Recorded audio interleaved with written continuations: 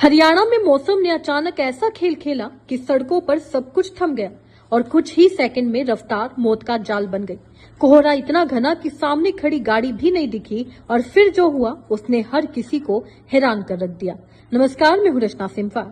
आज हम बात करेंगे कैसे 15 गाड़ियां एक साथ भिड़ गई, कैसे कोहरे ने पूरे हरियाणा को जकड़ लिया और क्यों मौसम का ये बदला रूप खतरनाक साबित भी हो रहा है। ये जानने के लिए खबर को आखिर तक देखिएगा और एसपीएन यानी फ्रंट लाइन ब्रेकिंग न्यूज को लाइक और फॉलो करना मत भूलिएगा।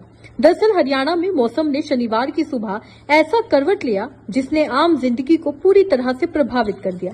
2 दिन की लगातार बारिश के बाद जब लोगों ने सोचा कि मौसम साफ होगा, तब प्रकृति ने एक नया झटका दे दिया। सुबह 9 बजे तक प्रदेश के ज्यादातर जिलों में इतना घना कोहरा छाया रहा कि विजिबिलिटी लगभग 0 हो गई।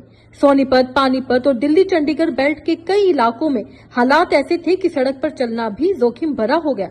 लोगों की गाड़ियों की हेडलाइट ऑन करके भी रास्ता समझ नहीं आ रहा था।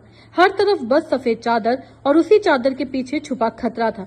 और इसी खतरनाक कोहरे ने पानीपत में एक बड़ा हादसा करा दिया। दिल्ली चंडीगढ़ हाईवे, जहां आमतौर पर गाड़ियां तेज रफ्तार से दौड़ती हैं, वहां अचानक एक के बाद एक टक्कर की आवाजें गूंजने लगी।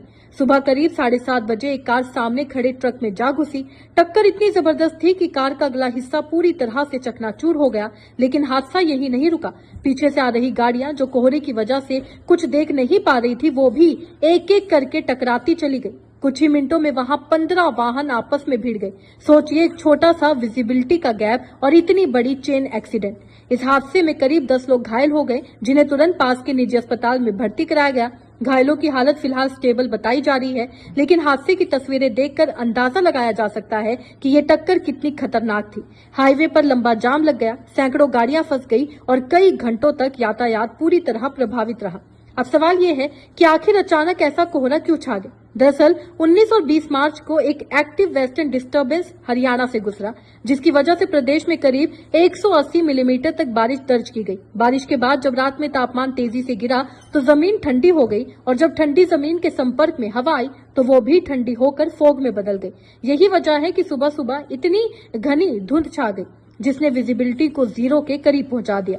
मौसम का असर सिर्फ सड़कों तक सीमित नहीं रहा, रेलवे ट्रैक पर भी इसका असर देखने को मिला।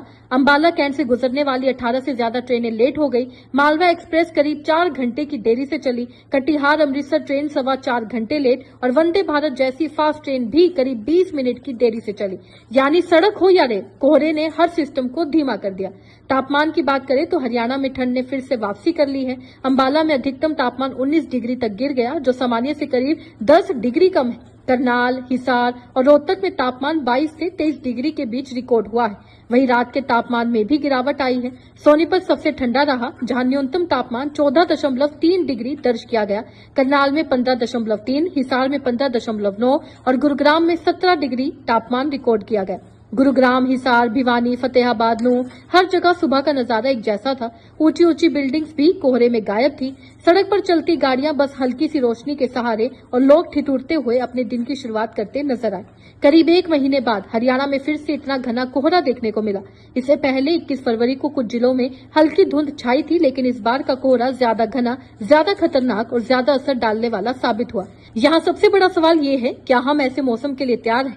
हर साल कोहरा आता है, हर साल हादसे होते हैं, लेकिन क्या हमने उनसे कुछ सीखा? थोड़ी सी सावधानी, जैसे स्लो ड्राइविंग, प्रॉपर डिस्टेंस और फोग लाइट्स का इस्तेमाल, शायद ऐसे बड़े हादसों को रोका जा सकता है। लेकिन जब मौसम अचानक बदले और विजिबिलिटी 0 हो जाए तो हर ड्राइवर के लिए वो एक चैलेंज बन जाता है, और यही चैलेंज पानीपत में हादसे में बदल गया।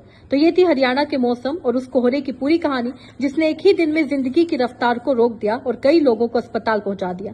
खैर, इस खबर से आप क्या समझते हैं, अपनी राय कमेंट में लिखकर जरूर बताइएगा। इसी तरीके से देश और दुनिया से जुड़ी हर छोटी सी बड़ी अपडेट के लिए एसपीएन को लाइक और फॉलो करना मत भूलिएगा।